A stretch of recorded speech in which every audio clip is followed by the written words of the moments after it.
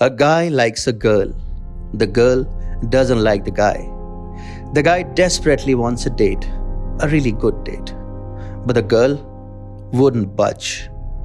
The guy tries everything to get her attention, but the girl won't even cast a glance at him. The guy threatens the girl, like most mad lovers do. The girl wasn't scared at all. The guy tries to stalk her. The girl remains elusive. The guy got frustrated and he found himself another girl. That should have been the most logical thing to do, right? But no, there is a twist in the story. The other girl was just a bargaining chip for the guy to make the first girl come to the table and talk. The first girl reacted in a dismissive way at first, but there were palpable signs of her taking him a little seriously. Finally, it appears that the idea was working. A date was set. They meet in a restaurant. Over a round of drinks, they talk. They talk about their families, their friends, and their approach towards life. The guy asks about how to move forward. The girl is quickly bored. She laughs him off and storms out. The guy looks around nervously as a bunch of onlookers stare at him derisively. The guy leaves the restaurant with a red face and sour mood. The other girl genuinely believes that the guy is seriously in love with her. She approaches him, and all she gets is a cold shoulder.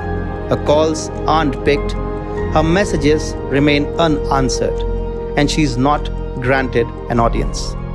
Then it dawns on the other girl that she has been dumped and that she was just a bargaining chip for the guy to get the first girl. Hi and welcome. This is TFI Global, the foreign affairs and geopolitical analysis arm of the TFI Media Group, and I'm your host Atul Mishra. In this video, I will tell you about the love triangle between the guy America, the first girl Russia, and the other girl Ukraine, who was used and trashed. Let's begin. At this moment, Ukraine and its president Volodymyr Zelensky are simply getting played by the Biden administration. Ukraine has been desperately trying to gain the unwavering support of the United States of America in order to achieve its own geopolitical goals against Russia. Although Joe Biden appears to commit to Ukraine regularly, but when it comes to walking the talk, the 46th US president is almost always seen chickening out. In the aftermath of the US-Russia summit held in Geneva on Wednesday, it has now been revealed that the United States of America has halted a military aid package to Ukraine that would have included lethal weapons.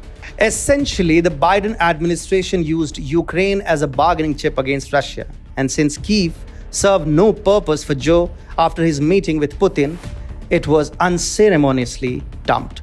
It is no secret that Ukraine wants to join the North Atlantic Treaty Organization immediately, so as to secure itself against Russian military maneuvers in the region.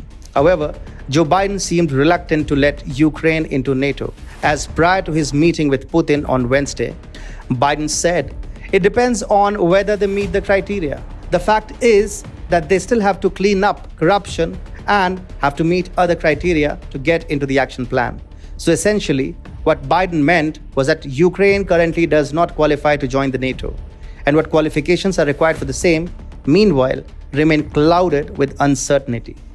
This means Ukraine is just a pawn which the Biden administration is using as leverage against Russia. According to a report by Politico, the military aid package which has been tabled would have been worth up to $100 million and was originally made in response to alleged Russian troop movements along Ukraine's border this spring. Officials of the National Security Council ended up putting the proposal on hold after Russia announced it would draw down troops stationed near Ukraine. Of course, it seems the decision has been predated to suit the Biden administration's narrative. The reports of the lethal package being shelved for now came just around the time that the Russian and American presidents were meeting each other. According to two people with knowledge of the discussions, key items under consideration for the package include short-range air defense systems, small arms, and more anti-tank weapons. Ukraine would have never thought that the United States would deprive it of a lethal military package at a time when tensions between Moscow and Kyiv appear to be soaring. Joe Biden, however, has in his past few months as president never shied away from disappointing America's allies like Ukraine. However, part of Biden's confidence in halting the military package for Ukraine comes from the understanding that it was he who caused tensions between Kyiv and Moscow to inflame. Ukraine has been scrambling for US support ever since Biden came to power. In fact, Volodymyr Zelensky was even hoping to meet President Joe Biden prior to the latter's meeting with Vladimir Putin. However, such a meeting never happened. And then Kyiv was expecting Joe Biden to ensure that a US-Russia joint statement mentions Ukraine. Here too, Zelensky was made to face disappointment as the Biden administration brazenly cold-shouldered Ukraine. While American media wants everyone to believe that Biden is taking Russia to task, the reality is that silly old Joe is simply kowtowing Vladimir Putin and trying to impress him. After instigating Kyiv to heighten tensions with Moscow, which led to a Russian troop buildup on the eastern border of Ukraine, the Biden administration chose to remove a large chunk of sanctions on the Nord Stream 2 gas pipeline and the company building it, that is, Nord Stream 2 AG.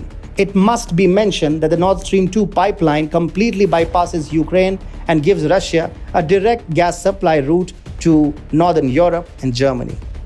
In the backdrop of the United States lifting sanctions against the Nord Stream 2 gas pipeline, Zelensky said the completion of the pipeline would be a personal loss for Joe Biden and a serious political victory for Moscow. Sources say the decision to go ahead with lifting the sanctions of the pipeline was made personally by Joe Biden, despite opposition to the move by his own State Department. This goes on to show how Joe Biden does not have the best interests of Ukraine at heart.